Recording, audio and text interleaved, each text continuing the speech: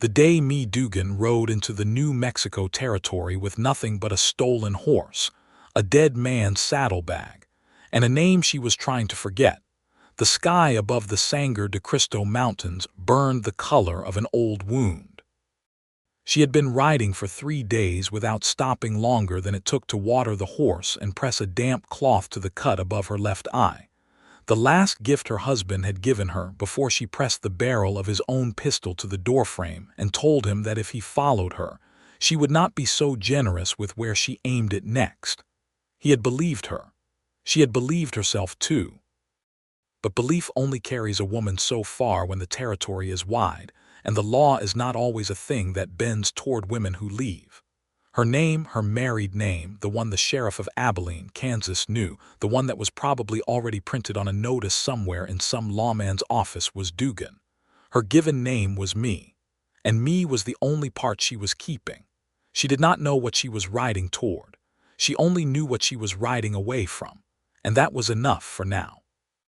The town of Canyon Rojo appeared like an afterthought at the base of the mountains, a thin scattering of buildings along a single unpaved road, the kind of place that only existed because someone once needed water and a place to sleep and never quite got around to leaving. There was a general store, a livery, a church with a cracked bell, a boarding house with a crooked sign, and a saloon that served the best and possibly the only whiskey within 40 miles.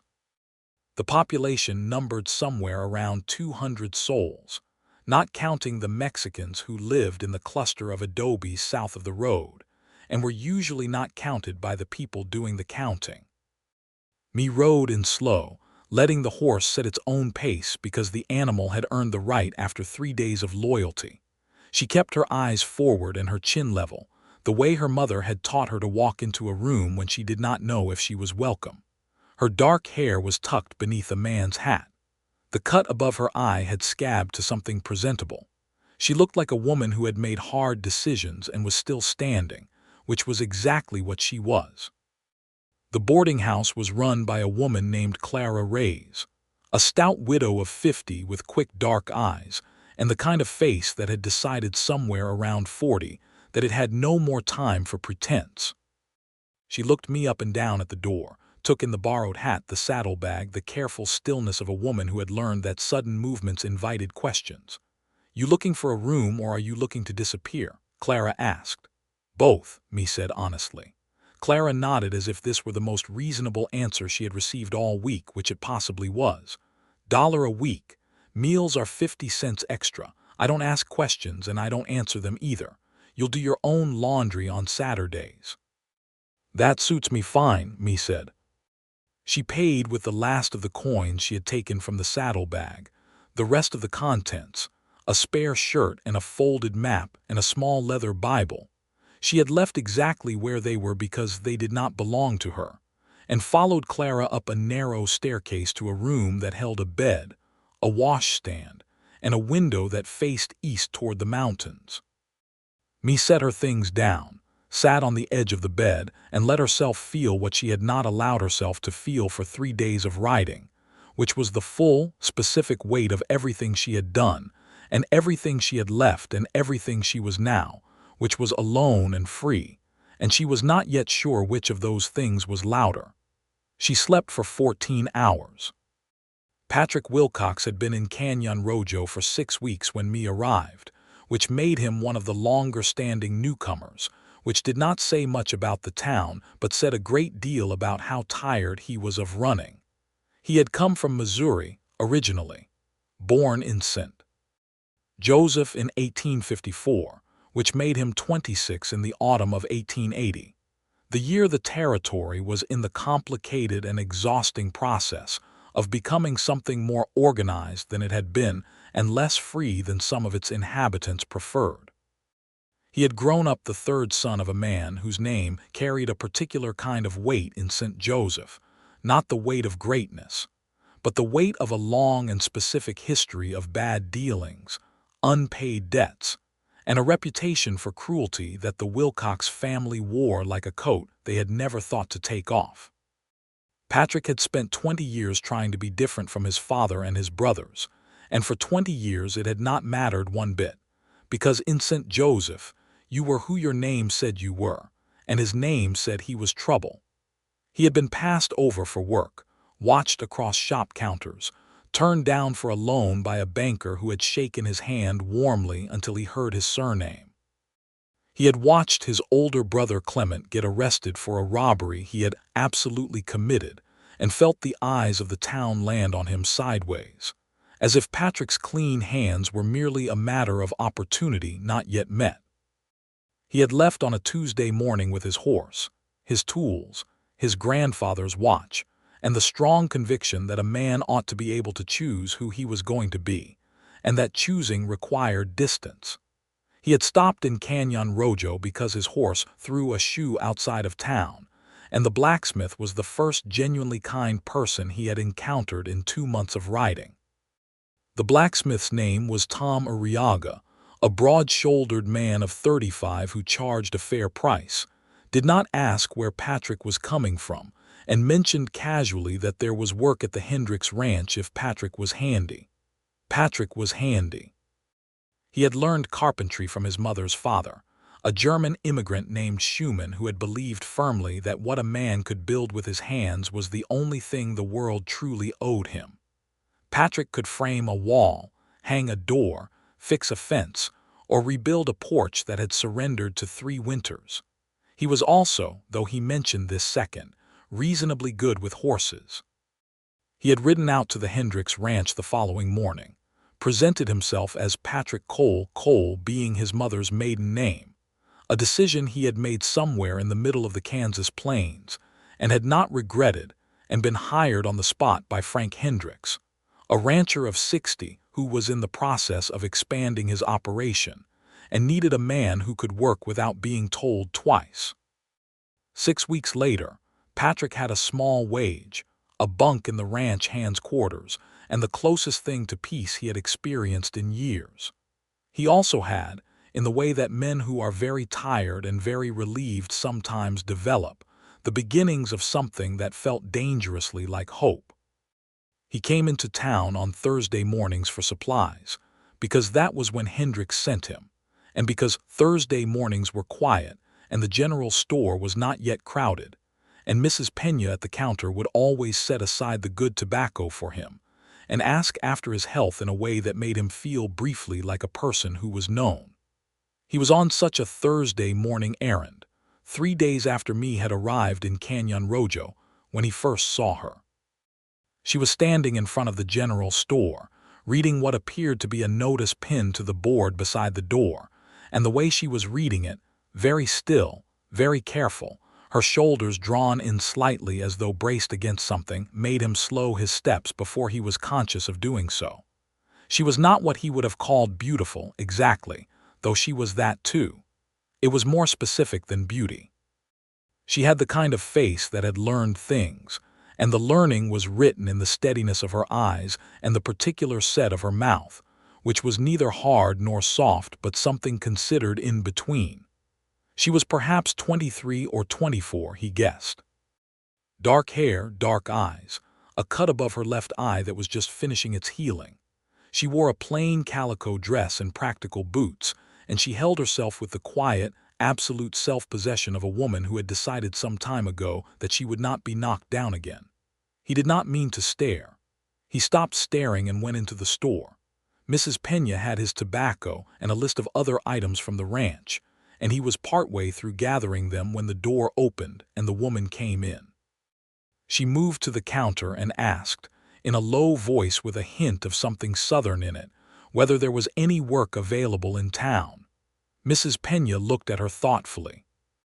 Clara at the boarding house sometimes needs help, and Dr. Marsh on the south end needs someone to keep the office tidy and help with patients when his wife is occupied with the children.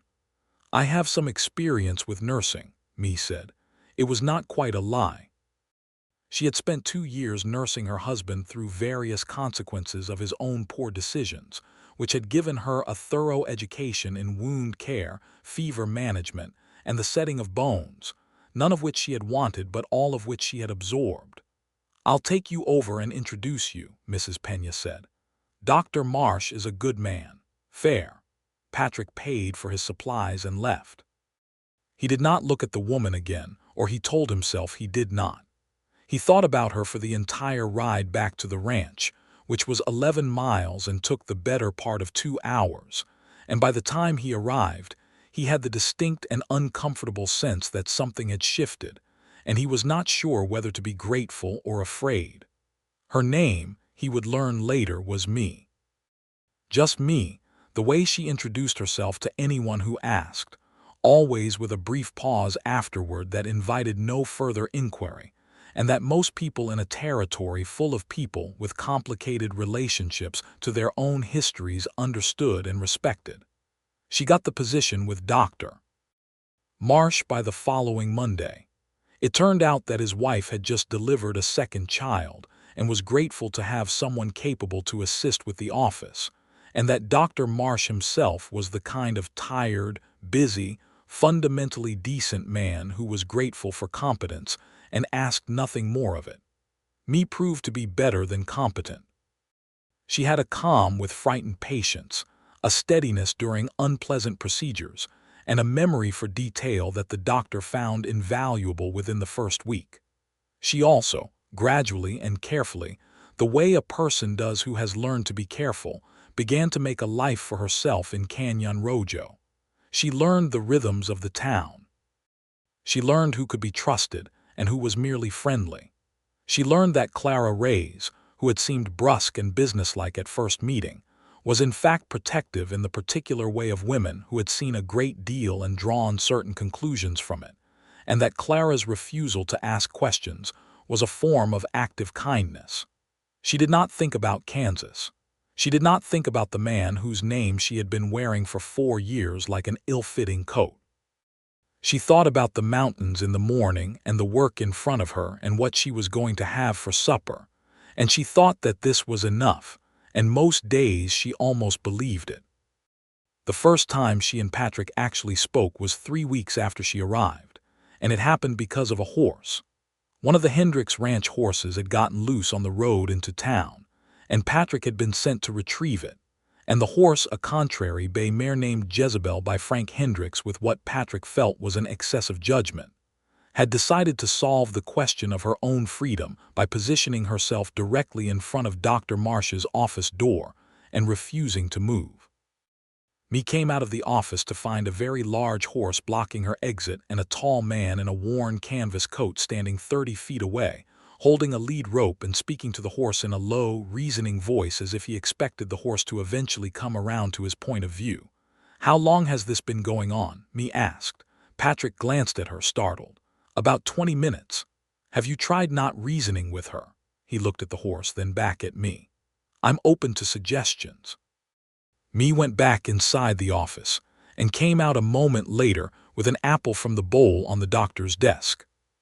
She walked directly to the horse, offered the apple without ceremony, and while the mare was occupied with it, reached up and took hold of the bridle with a calm, practiced hand.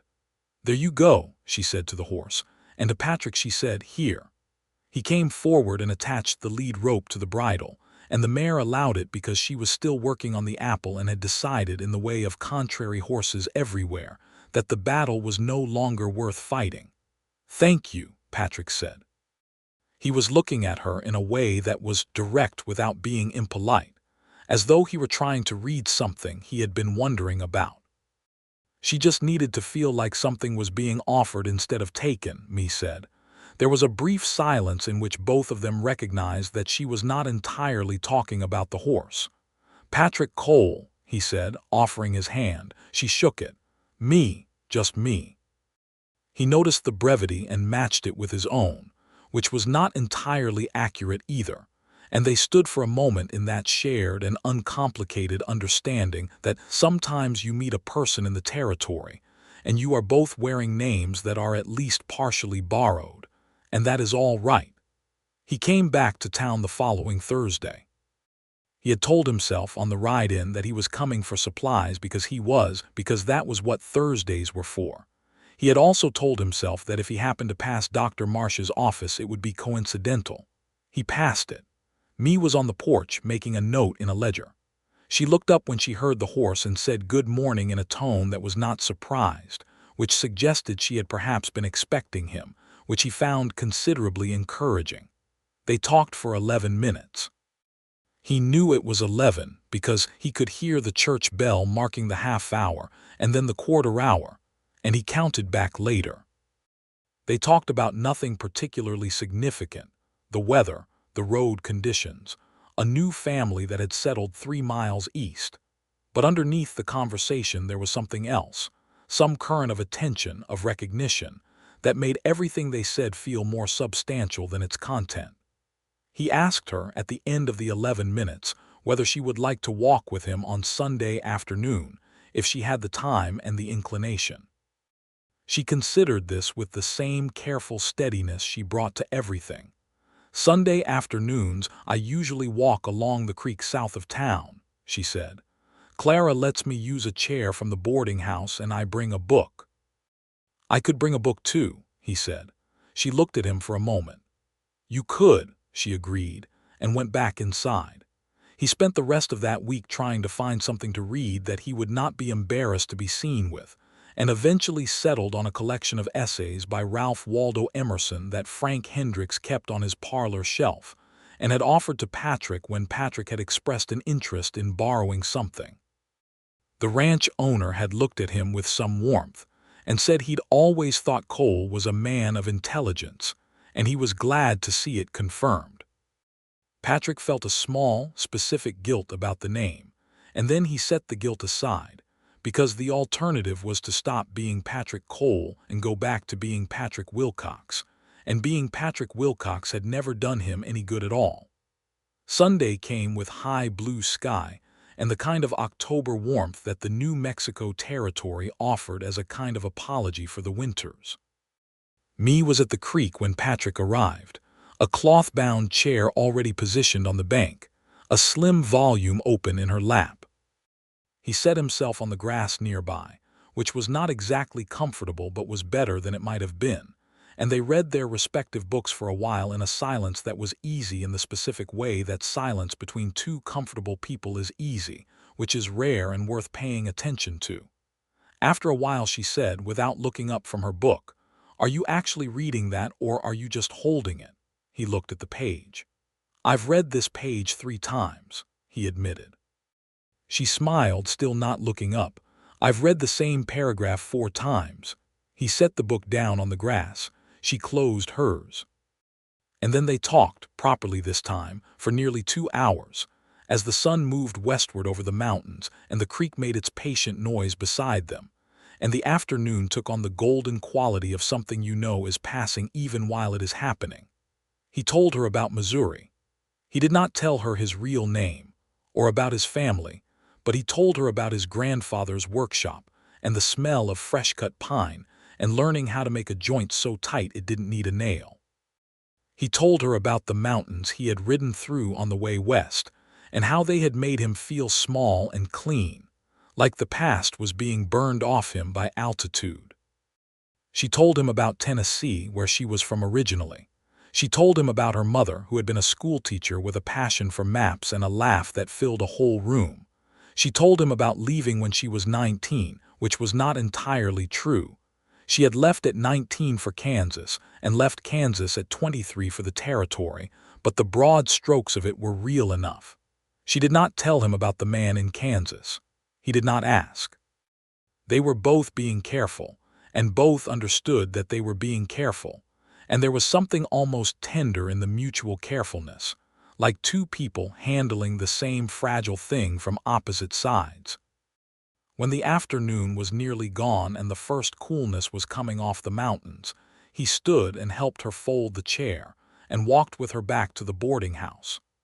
At the door he said it had been a very good afternoon, and she agreed that it had been, and he said he hoped she would be willing to do it again, and she said she thought she would.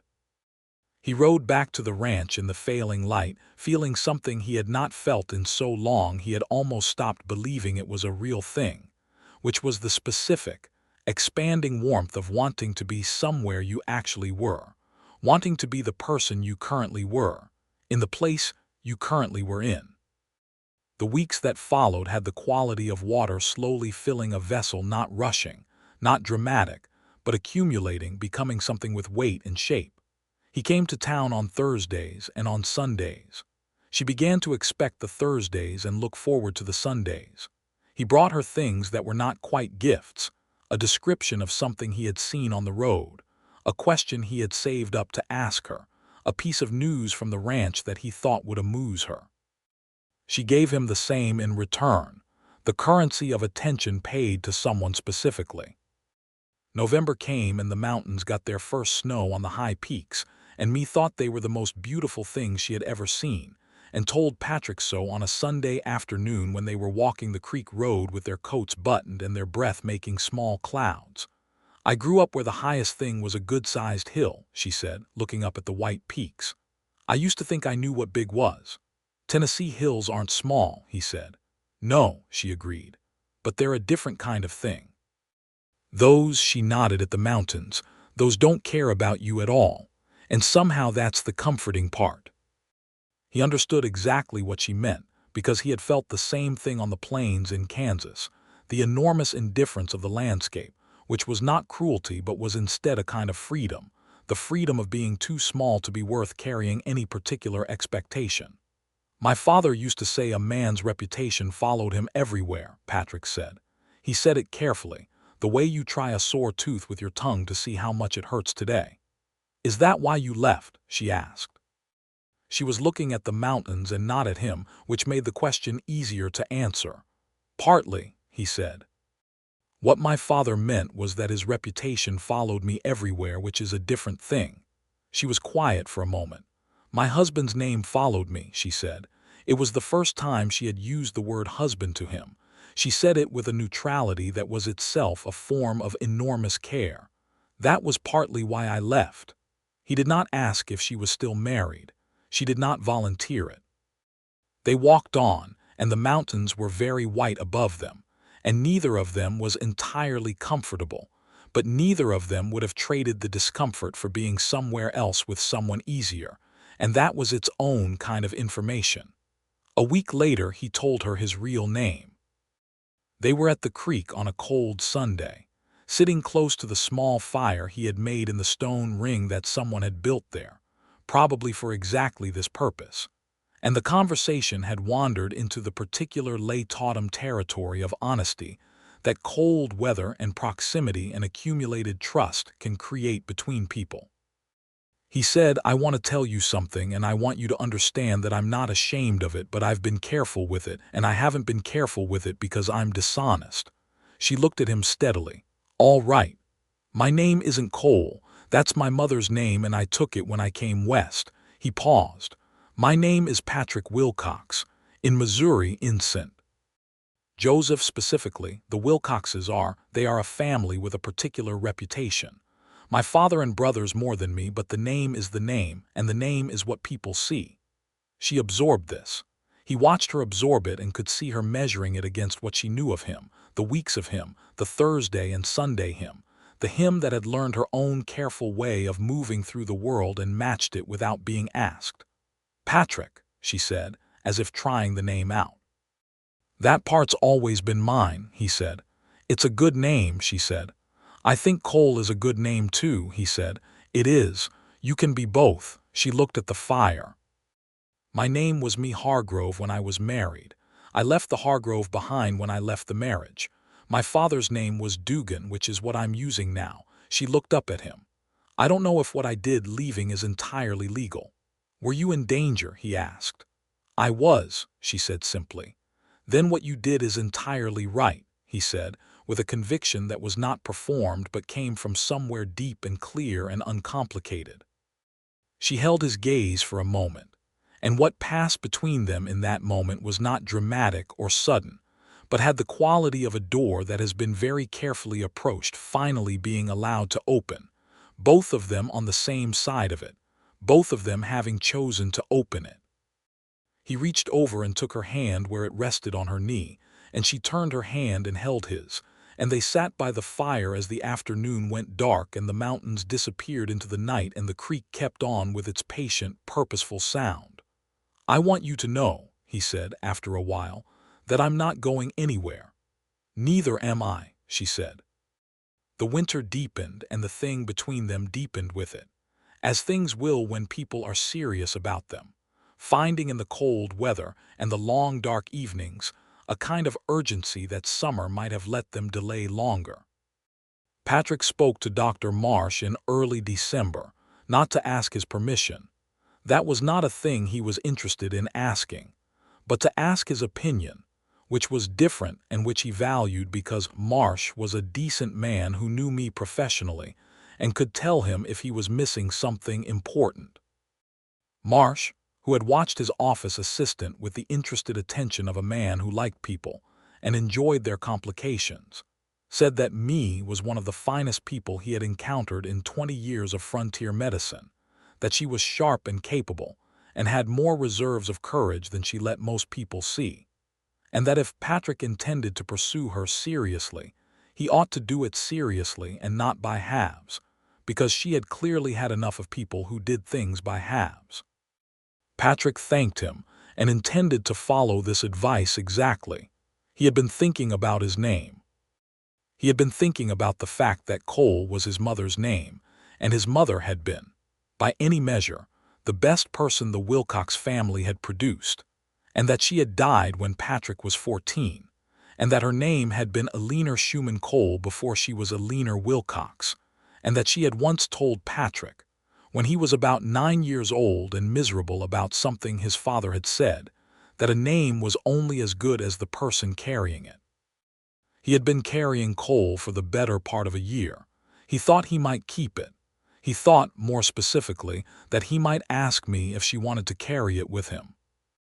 This thought arrived with a clarity and force that surprised him only in its timing, not in its nature, because nothing about how he felt toward me surprised him. She was a woman he would have recognized as extraordinary in any setting. The specificity of her attention, the quality of her steadiness, the particular way she laughed at things that deserved to be laughed at, and did not laugh at things that didn't, the way she held herself in difficulty, which was not with bravado but with a quiet, absolute refusal to be broken. He was, he understood, completely and irrevocably in love with her, in the specific and serious way that a man of 26 who has been a serious person all his life is in love, which is without any useful room for doubt. He came to town on a Thursday in mid-December with the intention of asking her to walk with him that Sunday, specifically, and to say certain things on that walk. He arrived to find Clara Reyes on the boarding-house porch with her arms crossed and her face arranged in a way that indicated trouble.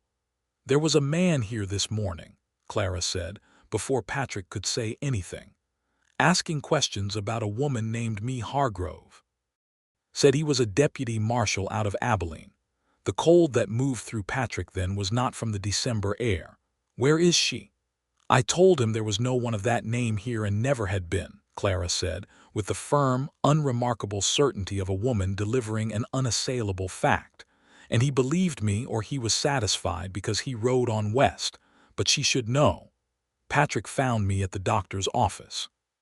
He told her what Clara had said, quickly and quietly, watching her face as he told her. He watched her absorb it the same way she absorbed everything difficult, not with collapse, not with denial, but with that specific internal bracing that was, he had learned, not coldness but its opposite. "He's looking for me," she said. "So it seems. My husband." She said the word with the flat precision of someone identifying a weather system. "He would have sent someone. He has connections. His cousin is—" She stopped. "It doesn't matter who his cousin is. What matters is that a deputy marshal is looking for me." "What does he want?" Patrick asked.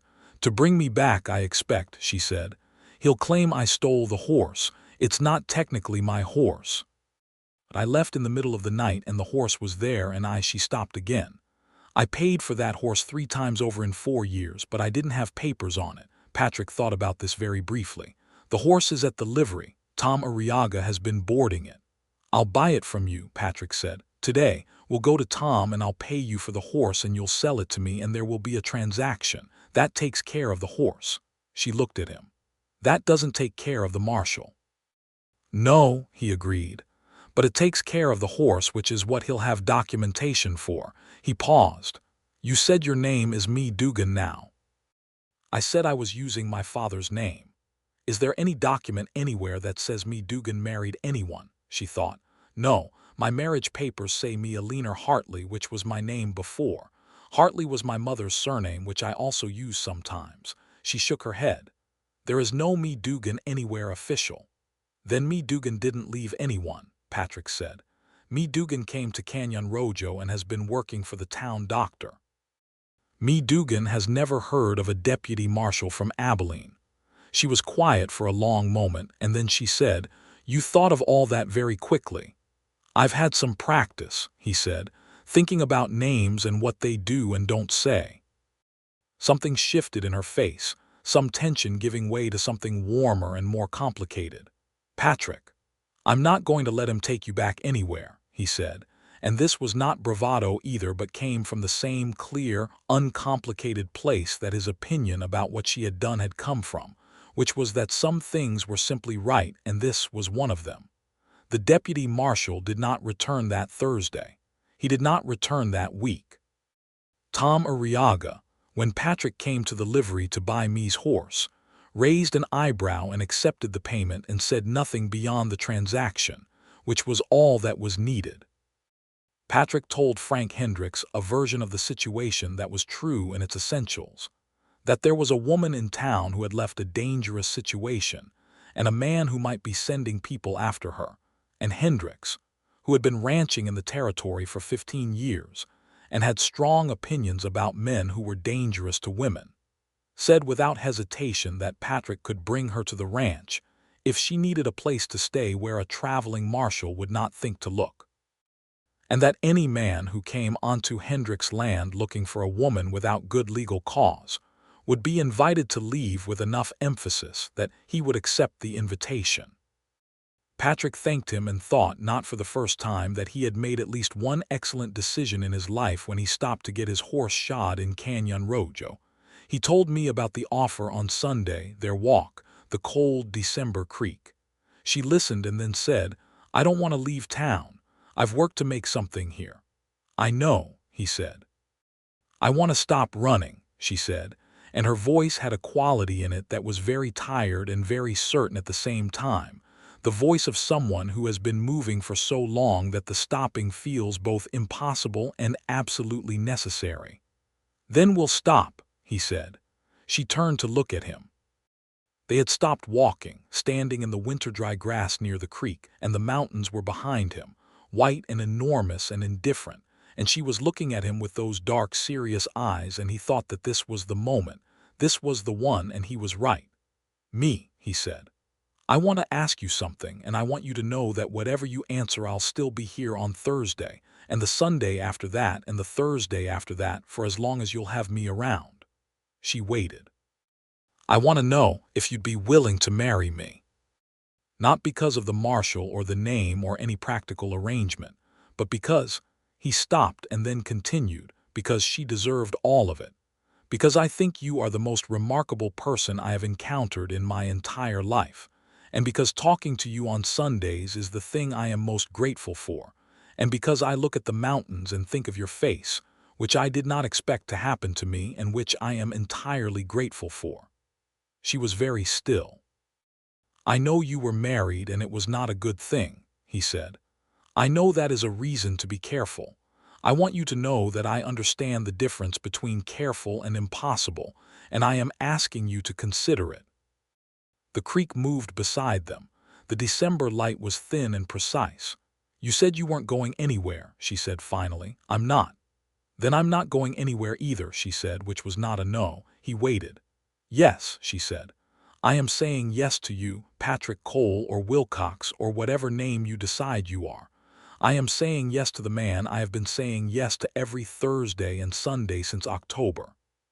She paused, and something in her face broke open into the kind of smile that is not performed for anyone, the kind that comes from too far down to be managed. Yes. He stepped forward and took both her hands and held them, and she held his. And then he kissed her, which was the first time, and it was entirely right in the way that first things are right when they have been sufficiently waited for, which is to say it was clear and warm and certain, and the mountains were behind them, and the creek was beside them, and they were both, for the first time in a long time, exactly where they were supposed to be. They were married in February of 1881, in the church with the cracked bell, by a minister named Father Obadiah Crane, who had been in the territory for 30 years, and had married all manner of people in all manner of circumstances, without once suggesting that any of them were not entitled to it. Me wore a dress that Clara Reyes had made for her cream-colored wool, practical and beautiful in the way of things made by someone who understood that the two qualities were not opposed. She wore her hair down, which Patrick had never seen before, which made him stand very still for a moment when she came down the stairs of the boarding house and took his arm, not because it was surprising, but because it was so completely and specifically her, the dark hair and the mountain-colored eyes, and the way she held herself with that absolute and quiet dignity. He wore his best clothes, which were not extraordinary, but Tom Arriaga had lent him a vest of dark blue that fit well, and Frank Hendricks had shaken his hand that morning and said he was a lucky man and he clearly deserved it, which was a generous thing and a true thing, and Patrick had been grateful for it. Clara Reyes was there, and Dr. Marsh and his wife, and Tom Arriaga, and Mrs. Pena from the general store, and a good portion of the 200 souls of Canyon Rojo who had become, over the preceding months, the community in which me and Patrick had made their particular and specific place. The ceremony was short and the words were straightforward. When Father Crane reached the matter of the name, in the register they would sign, Patrick said, quietly and clearly, that they would be Patrick and me Cole, and the minister wrote it down without commentary, and me signed her name beside his with a steady hand, and when she looked up at Patrick afterward her eyes were bright with something that was not sadness but was adjacent to it, the specific brightness of something arrived at through difficulty, and therefore understood completely. After the ceremony, there was a small gathering at the boarding house, with a considerable quantity of food that Mrs. Pena and Clara had conspired to produce, and Tom Arriaga produced a fiddle from somewhere and played, and the February afternoon was cold but the room was warm, and me danced with Patrick and then with Clara and then with Patrick again, and Patrick danced with Dr. Marsh's wife, and then with Mrs. Pena, who informed him that he was a decent enough dancer for a man from Missouri, and he thanked her because she meant it as a compliment. Later, when the gathering was done and the winter night was complete and they were alone for the first time, me sat on the edge of the bed in the room she had rented since October, their room now, for a while longer until Patrick could sort out the housing situation with Frank Hendricks, and Patrick sat beside her, and she leaned her head against his shoulder, and he put his arm around her and they were quiet for a long time. "I keep waiting to be afraid," she said. "Are you?" "No," she said with some wonder at this. "I keep expecting it and it doesn't come." "Good," he said. "I'll take it as a recommendation." She laughed quietly against his shoulder, and then she said, "Me Cole. That's going to take some practice." "Patrick Cole's been taking practice for a year," he said. "We'll manage." The deputy marshal came back in March. This had been, in the back of both their minds, a possibility they had not entirely discounted. He came on a Monday morning when Patrick was at the ranch and me was at Dr. Marsh's office, and Clara Reyes saw him ride in and recognized him from the description she had relayed months ago and went directly to the doctor's office and said to me, with no preamble, "The marshal's back. He's asking at the saloon. You have some time if you want it." Me did not run. She thought about it for exactly 3 seconds and then decided she was done running. She went to Clara's instead and sent the youngest Arriaga boy to the ranch with a message. And then she sat in Clara's kitchen and thought about the situation with the calm, practical attention she brought to difficult procedures, which was that this was a problem with specific components that required specific responses. The marshal's name was Garland, A lean, dusty man of 40 with the kind of face that was used to delivering bad news and had stopped feeling bad about it. He found the doctor's office empty. Doctor Marsh, who had been informed by a circuitous chain that began with Clara and ended with his wife, was himself unavailable, and then came to the boarding house and asked Clara Reyes if she knew of a woman named Mae Hargrove. Clara Reyes looked at him with the magnificent blankness of a woman who had been providing misdirection to inconvenient men for 30 years. "I don't know anyone by that name. She might be using a different name," he said. "I'm sure there are women in the territory using different names," Clara said. "What business do you have with this woman? Her husband in Abilene says she left with property that wasn't hers." "What property?" "A horse." Clara looked at him for a long moment. "A horse?" "Yes, ma'am. And your marshal's office felt that was worth 2 trips to the New Mexico territory." He shifted slightly. "Her husband is a man of some importance in Abilene." "Her husband," Clara said, and the 2 words were delivered with a precision that could have cut glass, "is clearly a man of sufficient importance to get a federal official to go looking for a woman who left him. That is an interesting use of government resources." He did not have an immediate answer for this. Patrick arrived 20 minutes later, having ridden the 11 miles from the ranch at a pace that had Jezebel breathing hard.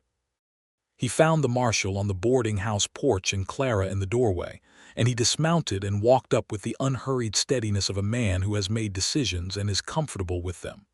"Afternoon," he said. "I understand you're looking for someone."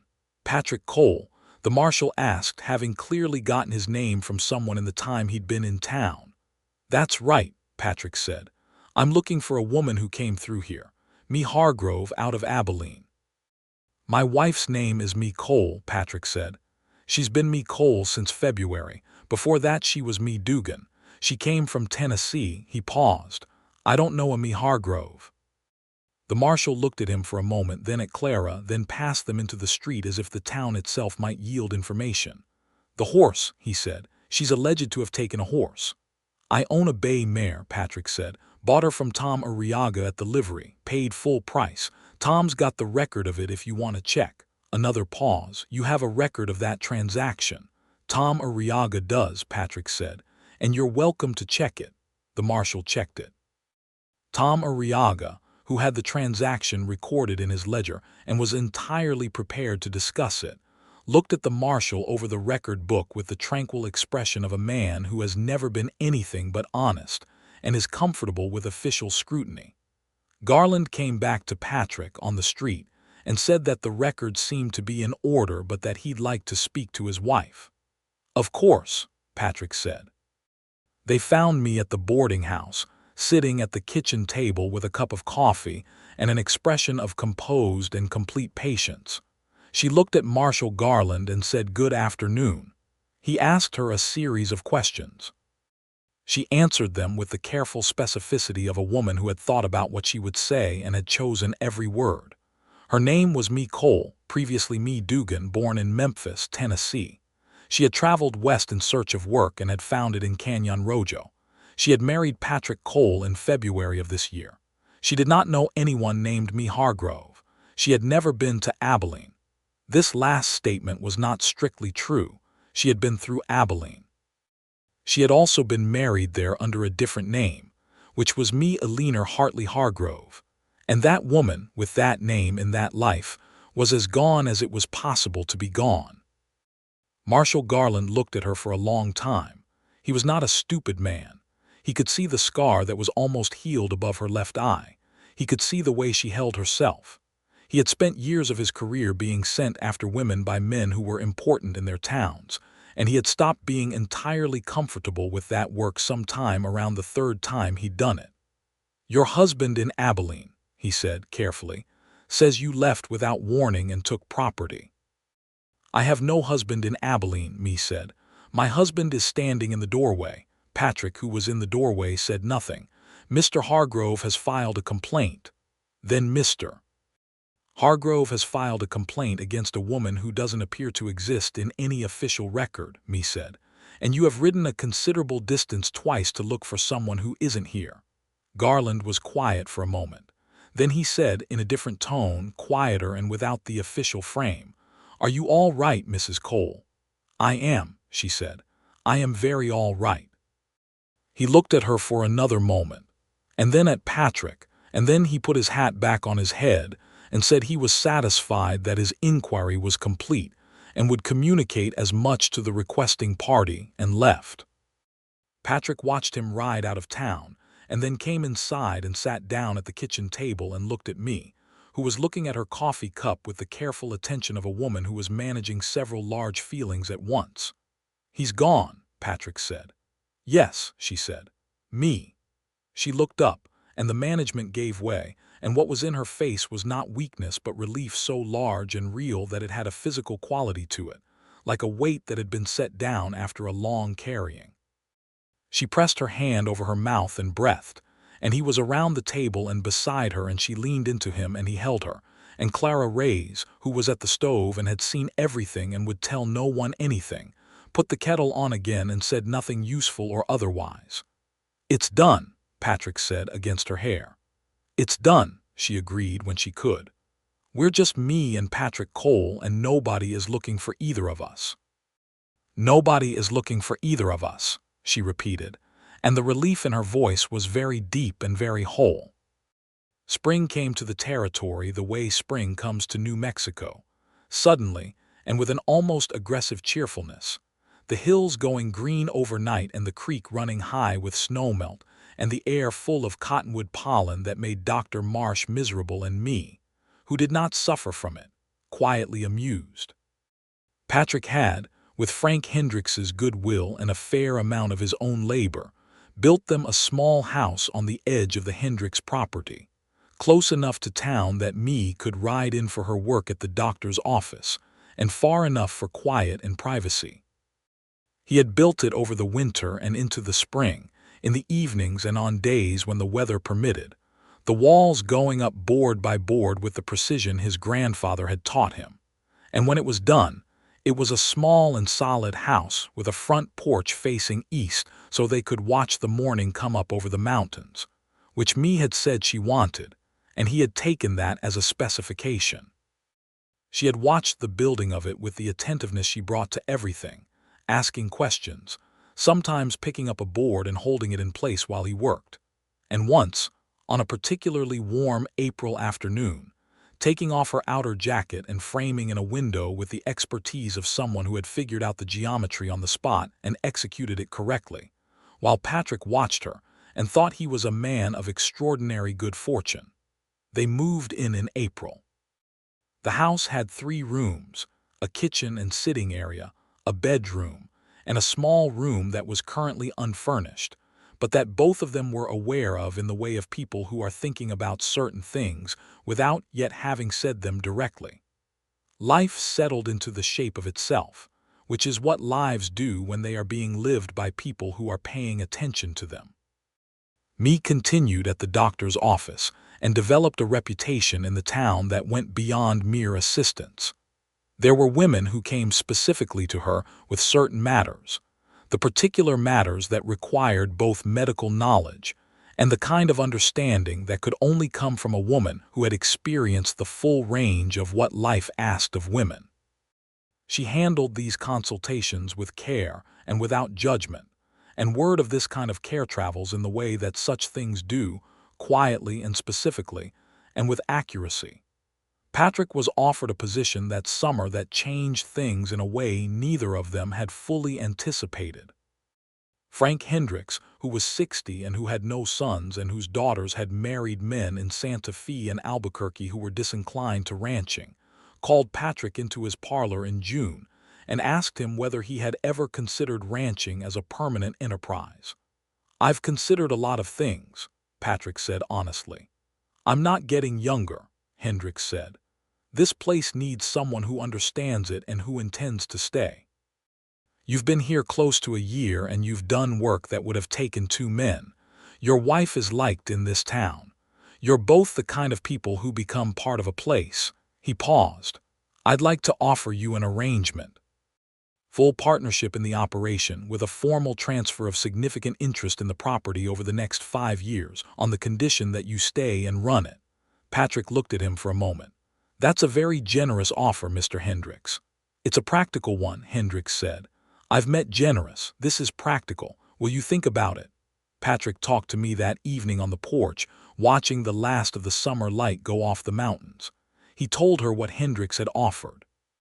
She listened completely, in the way she always did, and then she looked out at the land, the grass going golden in the evening light, the wide sky, the mountains that were and would remain the most beautiful things she had ever seen. What do you want? She asked. I want what you want, he said, which was not evasion but was genuinely true. That's not an answer, she said. No, he agreed. I want to stay. I want this. I want to not be going anywhere, which I told you once and meant completely. He paused. I think this place is ours if we want it, and I think we should want it. She was quiet for a moment, looking at the mountains. Yes, she said, this is ours. He spoke to Frank Hendricks the following morning and accepted the arrangement, and they signed papers before a notary in Canyon Rojo, papers that said Patrick Cole and me Cole in clear black ink on good white paper, and Patrick thought that his name, this name, was perhaps the best thing he had ever built with his own 2 hands. Me was with child by October. She told Patrick on a Sunday morning on the porch, with the early autumn light doing something extraordinary with the mountains behind her. She was calm and direct, in the way she was about most things, and she watched his face as she told him. His face was not difficult to read. The thing that moved across it was too large and too honest to be anything but exactly what it was, which was a joy so complete and so sincere that it left no room for anything else. He came to her and held her face in both his hands and kissed her forehead and then her mouth and then held her against him, and she let herself be held with the uncomplicated ease of someone who had learned, over the past year, that being held was not a surrender but was instead a form of strength, the particular strength of trusting. Are you all right? He asked. Are you well? I'm perfectly well, she said, against his chest. Dr. Marsh checked. I'm healthy and it's early yet, and everything looks good. Good, he said. Good. Patrick, she said. Yes. You're crying, she said, with a gentleness that was also a small, fond amusement. I know, he said, and did not do anything about it. The winter of 1881 and into 1882 was the most contained and purposeful stretch of time me had ever lived through. She continued at the doctor's office until December, when Dr. Marsh said that, while her competence was unimpeachable, her well-being was his professional responsibility, and he would like her to rest. And she said he was overprotective, and he said that was his prerogative, and they reached a compromise where she came in 3 mornings a week and advised from a chair. Patrick, in the evenings and on Sundays, built things. He added a room to the house, which was now necessary. He built a chair that was a better chair than the one she had been using. He built a shelf for the growing collection of books they had amassed between them, because books were one of the things they spent money on without feeling guilty, and the shelf had to expand twice before spring. He wrote a letter in December to the post office in St. Joseph, addressed to no one specific, but requesting that it be directed to anyone of the name Schumann, inquiring after the family. He did not know if it would reach anyone. He had not spoken to his mother's family since he left. But he thought about the connection, about the things worth keeping even from a past you have left, and he thought his grandfather would have liked me. He thought his grandfather would have approved of the shelf, and the house, and the choice. He received a reply in February, almost 2 months later, which was about right for the postal service in the territory, from a cousin named Anna Schumann, who was 24 and living in Kansas City, and who had heard from a third party that Patrick had left Missouri and gone west, and who was very glad to hear from him. She wrote with a warmth that suggested she had not shared the general scent. Joseph's opinion of the Wilcox name, or had simply not cared about it, and she sent her regards to his wife, which meant news traveled even when you didn't send it. He read the letter to me, and she said he should write back, and he did that same evening, and told Anna about the ranch and the house and the mountains and me, and it was one of the better letters he had written. The baby came in March of 1882, in the small house with the porch facing east, with Dr. Marsh in attendance and Clara Reyes there, because she had appointed herself there, and no one was in a position to argue with Clara Reyes about where she was going to be. It was a long labor and a difficult one, and Patrick spent a good portion of it on the porch because Dr. Marsh sent him there, and he went because me told him to go. And he stood on the porch and looked at the mountains in the dawn light and had a conversation with God that was not exactly prayer, but was the closest he had come to it in years, earnest and specific and deeply felt. The baby was a boy. Clara came to the door and said so, and Patrick went inside, and me was exhausted and bright-eyed in the way of someone who has done something enormous and is still in the middle of processing it, and the baby was in her arms, small and red-faced and apparently furious, which Patrick would later claim was a family trait on his side and me would always dispute. He sat on the edge of the bed and looked at his wife and his son, and the feeling that moved through him was not one he had words for in the immediate moment, which was all right because words were not what the moment required. "Hello," me said to the baby. Then she looked at Patrick. "He looks like you." "He looks like a very small, very angry person," Patrick said. "Like you," she said and smiled. They named him James Schumann Cole James for no particular reason beyond that it seemed right, and Schumann for Patrick's grandfather, and Cole because it was theirs, the name they had made between them, the name that meant something specific and chosen and good. James Schumann Cole was an opinionated baby and became an opinionated toddler, and in the general evidence of his early life, showed signs of becoming an opinionated person, which both his parents found entirely agreeable because they were both, if they were honest, fairly opinionated people themselves. The ranch grew. Patrick and Frank Hendricks worked the operation together through 1882 and into 1883 with the easy rhythm of two people who respected each other's judgment and had complementary skills, Hendricks with the land and the cattle and 30 years of territorial knowledge, Patrick with the building and the organization, and an aptitude for negotiation that he had not known he possessed until he was required to use it. They hired 2 more hands by summer of 1882, good men both, one a Texan named Roy and one a young man from the Jicarilla Apache Reservation boundary, named Lewis, who was, in Patrick's assessment, the best natural horseman he had ever seen, and who had arrived looking for work with the careful wariness of someone used to being turned away. Patrick hired him on the second day of his asking, and Lewis worked for them for years and became, if not quite family, then something that the word friend fails to capture completely. The injustice of the territory was a thing Patrick and me both saw clearly, being people who had reason to think about the difference between what names and histories do to people and what the people underneath them actually are. They saw it in the way Lewis was looked at in town, in the way the Mexican families south of the road were counted and not counted, in the way the law bent for certain people and not for others. They could not fix it, which was a frustration, but they were clear in their own house and on their own land about what was right and what was not, and the people who worked for them and traded with them knew it, and that was something at least. Frank Hendricks's health began to decline in the winter of 1883, slowly and then less slowly, and Patrick managed more of the operation as Hendricks's capacity reduced.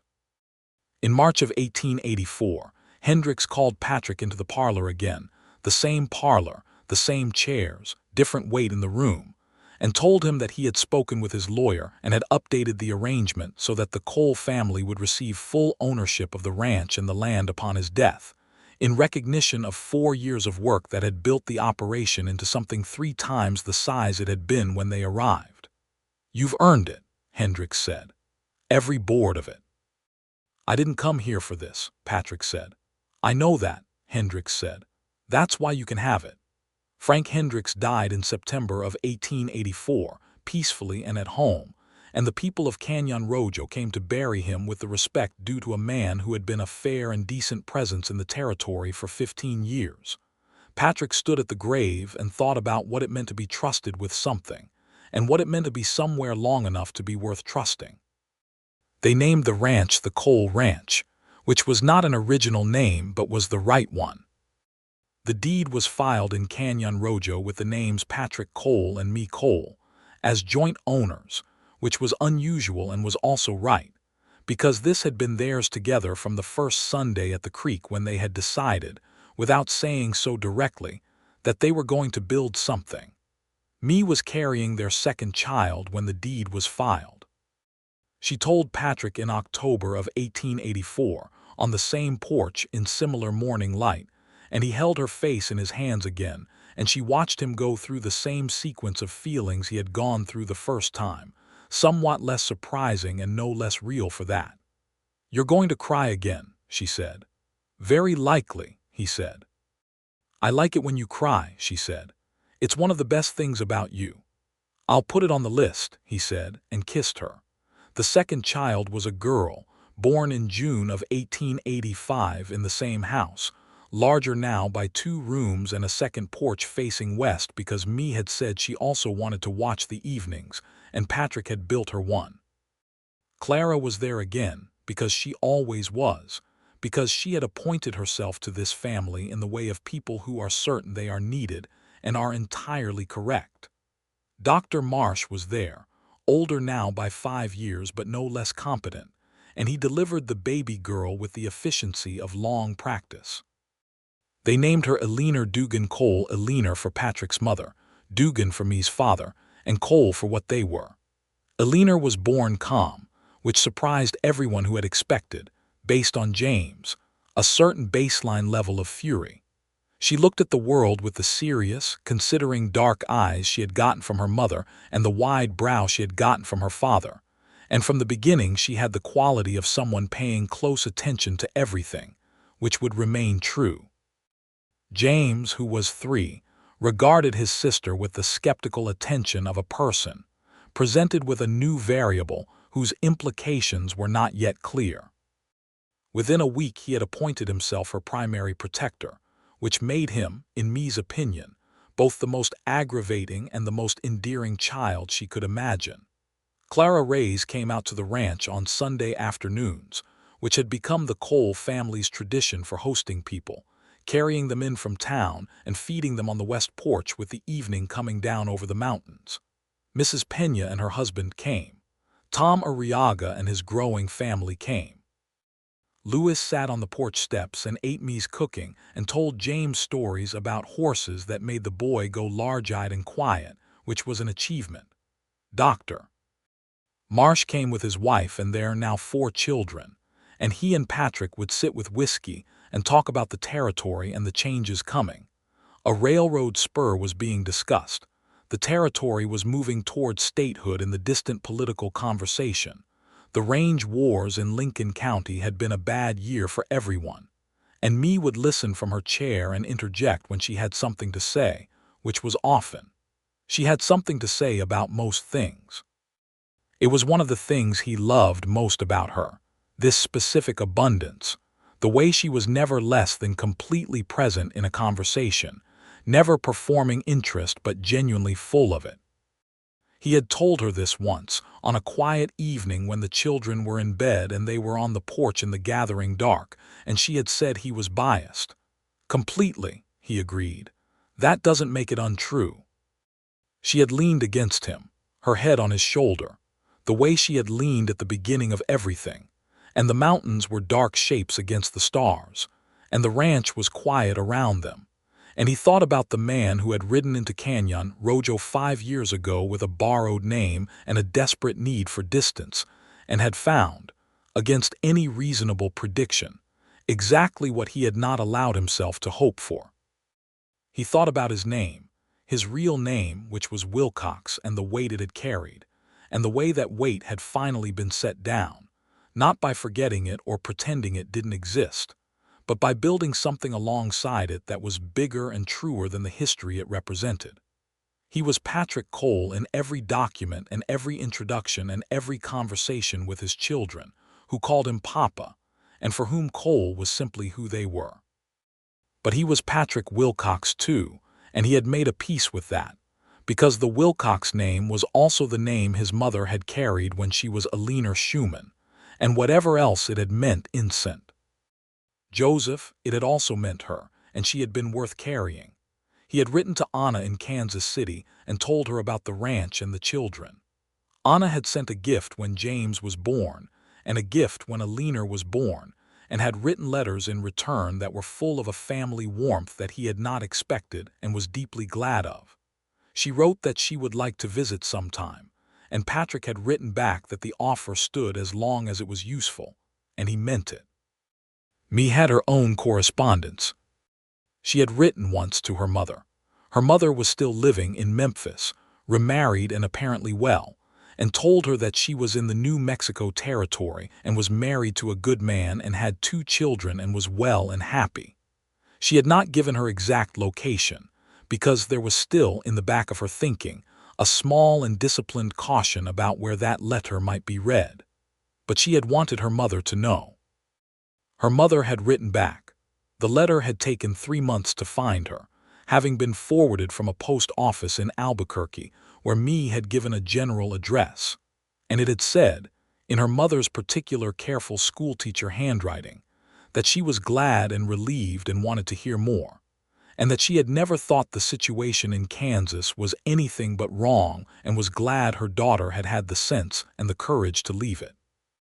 Mae had read the letter twice and then folded it very carefully and put it in the box where she kept the things that mattered, and she did not cry, which was its own form of something. She told Patrick about it. She read him parts of the letter on the porch one evening, and he listened with the attentiveness she had always valued in him. And when she was done, he said that her mother sounded like a woman of excellent judgment, and he hoped to meet her someday. Someday, Mae said, and the word had a quality that was not wistful exactly, but was aware of the distance between where she was and where she had been, which was a kind of honest reckoning that she allowed herself occasionally and then set aside. She had, over the years, stopped waiting for the fear that had been her companion for so long. It was not that the past had stopped existing. It existed, it would always exist. She was a woman who had been married to a man who had hurt her, and she had left him in the middle of the night with a stolen horse. But it had become, somehow, a smaller part of the architecture of who she was than it had been. There was too much else now. There was the house and the work and the ranch and the Sunday afternoons and the children and Patrick above all, who had from the first Thursday understood without being told that what she needed was not saving but partnership, not protection but respect, not to have her past explained away, but to have her future taken seriously. He had taken it seriously. He had taken her seriously. He had taken every version of her, Mae Hartley and Mae Hargrove and Mae Dugan and Mae Cole, seriously, as aspects of the same entirely real and entirely worth-knowing person. She had taken him seriously, too. She thought about this sometimes, about what it meant to see a person clearly and choose them anyway, or rather, because of the clarity, not anyway. She had seen Patrick carefully and specifically and with full knowledge of what he was carrying, the name, the history, the careful hope of a man who had not been allowed to be who he was, and she had chosen him with the same deliberateness with which she had chosen everything since leaving Kansas. No more accidents, no more settling. This, all of this, was chosen. In the fall of 1886, James Cole started attending the school in Canyon Rojo, which had been established 3 years earlier in a building behind the church, taught by a woman named Miss Aldredge, who was 25 and from Ohio, and had come to the territory with the same combination of idealism and practical fortitude that seemed to characterize the people who stayed. James went to school with enormous energy and a certain amount of difficulty sitting still, and came home with a quantity of questions each day that Patrick and me took turns answering in the evenings. He was particularly interested in horses, which was Louis's doing, and in building things, which was his father's, and in the mountains, which were everyone's. He was a serious-faced child who laughed easily and deeply when something struck him as funny, which was also his father, and he had his mother's dark eyes and the way she had of looking at a problem from every angle before she spoke. Eleanor, at 1 year old, was the kind of baby who seemed to be learning everything simultaneously, and the learning happened with a quiet focus that delighted both her parents and quietly intimidated James, who could not figure out why someone so small and so recent was already so competent at being a person. Patrick was 32. Mae was 29. They had been in Canyon Rojo for 6 years, married for nearly 5, and the coal ranch had grown to something that employed 3 full-time hands and seasonal workers, and had a herd of cattle and a string of horses, and a reputation for fair dealing that extended across the territory. There was a morning that autumn that Patrick would think about for the rest of his life. He woke early, before the children, before the full light. Mae was already awake beside him, lying on her back looking at the ceiling in the gray pre-dawn, which sometimes meant she was thinking about something difficult, and sometimes meant she was simply awake and comfortable and thinking about nothing in particular. "What are you thinking?" he asked.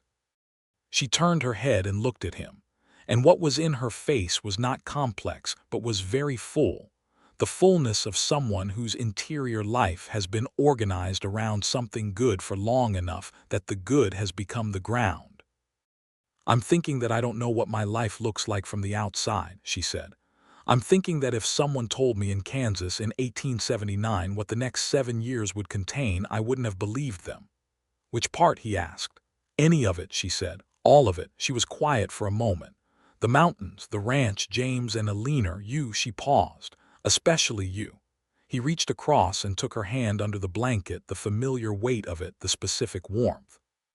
"I think about who I would have been," he said. "If I'd stayed in Missouri, if I'd kept trying to be a Wilcox who wasn't like the other Wilcoxes, inside the place that had already decided what a Wilcox was." He was quiet. "I think I would have been a very tired person. I think I would have been." He stopped. "I think I would have missed everything." "You didn't," she said. "No," he agreed. "I didn't." She rolled toward him and he put his arm around her and she settled against him in the gray morning, and outside the mountains were just becoming visible against the lightening sky, and the ranch was quiet and the children were asleep in their rooms and the day had not yet made any of its demands. "Patrick Cole," she said softly. "Me Cole," he said. "Good names," she said. "The best names," he said. "We made them good." She pressed closer and he held her. And the morning came up over the mountains in the way that mornings do in the New Mexico territory, with a slow and extraordinary abundance of light, gold and rose, and then the pure clean blue that made the peaks shine. And Mae watched it through the window from where she lay, and thought that she was exactly where she had intended to be, exactly who she had intended to be. Mae Dugan's daughter and Patrick Cole's wife, and James's mother and Eleanor's mother, and the woman who had ridden 3 days on a stolen horse into the best life she could imagine. They had both come running from names that had not fit them. They had both arrived in a place that did not know those names and did not need to. And they had made new ones together, with work and time and care, and the specific, stubborn, clear-eyed love of 2 people who knew exactly what they were choosing because they had tried everything else and knew the difference. The sun was fully up now, the morning making its entrance with the confidence of something that has done this every day and knows how to do it right. And Mae got up and put on her clothes and went to start the breakfast, and Patrick heard James making the noise of a child waking up in stages, and Eleanor was quiet and would be quiet for another 20 minutes before announcing her opinions about the day, and the ranch outside was beginning its sounds. The horses and the work, and the particular texture of a morning in the territory. He lay for a moment in the warmth she had left in the blanket, and he listened to her in the kitchen, the familiar music of it, the fire being made and the coffee going on, and the occasional low sound of her voice talking to James, who had apparently arrived already. And the morning light came through the window onto the wall opposite, where he had once thought it was enough just to be far from where he had been. He had been wrong about that in the best possible way. He got up. He went to the kitchen, where Mae was at the stove and James was at the table with a serious face, and a piece of bread and several questions ready. And he crossed the kitchen and kissed Mae on the side of her head, and she leaned back into him briefly without stopping what she was doing. And James said, "Good morning, Papa," with the gravity of someone who had been awake and waiting to begin the day for some time. "Good morning, James," Patrick said, and sat down at the table, and Mae put coffee in front of him. And outside the mountains were present and enormous and indifferent and beautiful. And the name on the land deed and the name on the marriage paper and the name James would carry and Alina would carry was Cole, which was a name they had made by choosing each other. And it was, by any measure that mattered, the best name either of them had ever had. The years settled into themselves after that with the good weight of years that are being lived fully and kept well. By 1888, James was 8 and already showing the particular kind of competence that makes a parent simultaneously proud and slightly nervous about the future. And Alina was 3 and had the whole of the world in her sights. Mae had, with Dr. Marsh's full encouragement and increasingly his formal deference, become the person that women in Canyon Rojo and the surrounding settlements came to first, not just for the practical medical matters, but for the counsel and steadiness that she had always offered without being asked. Patrick had by that year paid off the last of the formal arrangements with the Hendricks estate and held the Cole ranch outright, a thing he stood with for a moment in the lawyer's office in Canyon Rojo when the paperwork was signed, feeling the weight of it settle, and the lawyer, who had known them for years, shook his hand and said it was well deserved, and Patrick believed him, which was itself a thing he would once have found difficult.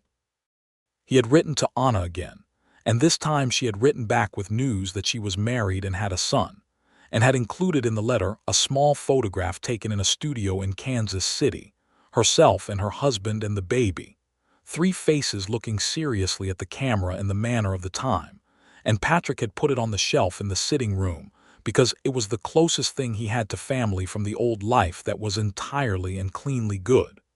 Mae had done better. She had, by the summer of 1888, exchanged enough letters with her mother that her mother knew her address, and in August her mother came to visit, traveling by rail to Albuquerque and then by stage to Canyon Rojo, and Mae met her at the stage stop on a Wednesday morning, and they stood looking at each other for a moment. This woman who was Mae 25 years further on, and this woman who was her daughter, and then they embraced with the full feeling of years and distance and relief. Her mother was named June Dugan now. She had gone back to Dugan when she remarried, to a quiet man from Nashville who had encouraged her to make the journey and had not come himself, understanding that some reunions are private, and she was 61 and sharp-eyed, and had the laugh that Mae had told Patrick about on a Sunday afternoon by the creek years ago, the one that filled a room. She filled the kitchen with it on the first evening. She held James on her knee, and he submitted to this with the tolerance of a boy who understood that grandmothers were a thing you were supposed to have, and was beginning to see the appeal. She held Alina, and Alina looked at her with the same considering dark eyes, and June said to Patrick, over Alina's head, that she had a fine pair of grandchildren, and she could see that he was the reason, which Patrick disputed politely, and Mae told him to just accept. June stayed for 2 weeks, and in those 2 weeks she and Mae talked the way women talk when they are making up for years of letters and silence, talked about the past and the present and the people in them, and the things that had been done, and the things that had survived the doing. Patrick left them to it when it was the kind of talking that required space, which he recognized and respected, and he took the children and went and looked at horses with Lewis, and fixed the fence on the south pasture, and generally found useful things to do at a comfortable distance.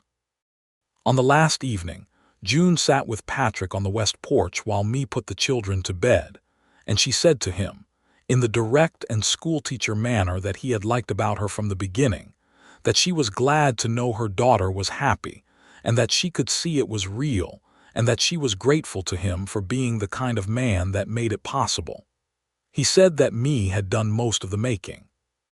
June allowed that this was probably accurate and said that Mae had always been capable of making good things if she was given any kind of fair ground to work on, and that it seemed like he was fair ground, and that this was the best thing she could say about a person. He thought that was about the best thing anyone had said about him, and he told her so, and she smiled the room-filling smile and said she was glad it landed right.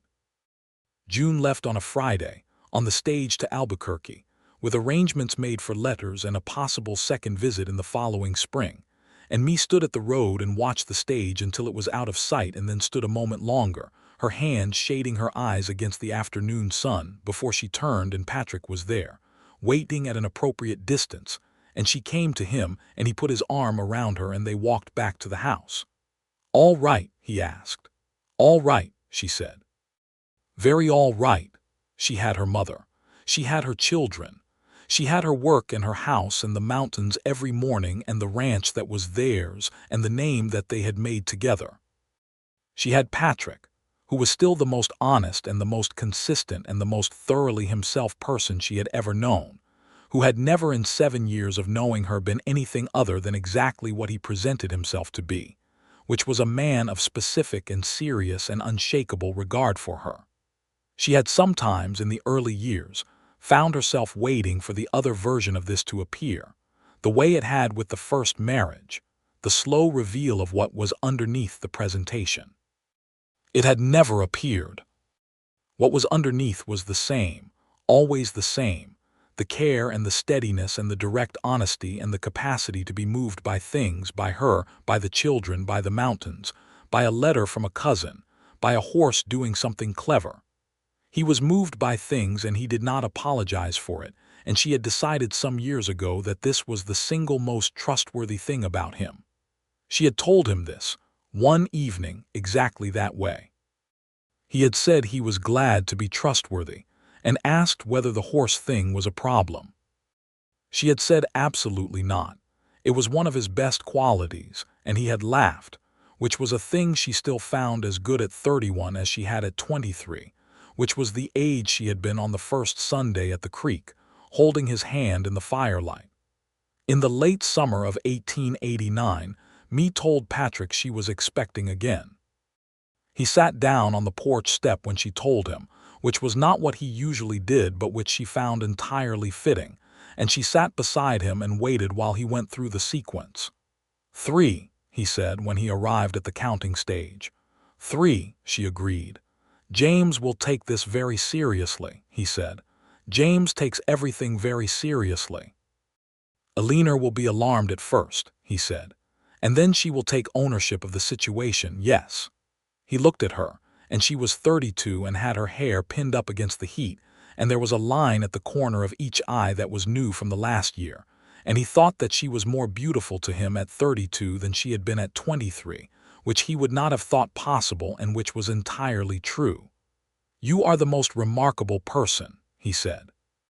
He said it with the absolute conviction of someone stating a fact about which they have accumulated years of evidence. "You say that every time," she said. "It keeps being true every time," he said. She leaned her head on his shoulder and he put his arm around her, and the late summer evening came down over the mountains with its usual magnificence, the sky doing something extraordinary in pinks and golds, and the ranch was around them and the children were inside and the third child was new and beginning and they were exactly here, exactly now, exactly who they had decided to be. "Patrick," she said. "Me," he said. "Good life," she said. "The best life," he said. "We made it good." She smiled against his shoulder. "We made it good," she agreed. And the mountains held their position, enormous and patient and indifferent as always. And the evening came down, and the stars began their appearing, and in the small house on the coal ranch in the New Mexico territory, Two people who had come running from their names sat on the porch they had built together and held onto each other in the dark, and were entirely and permanently home.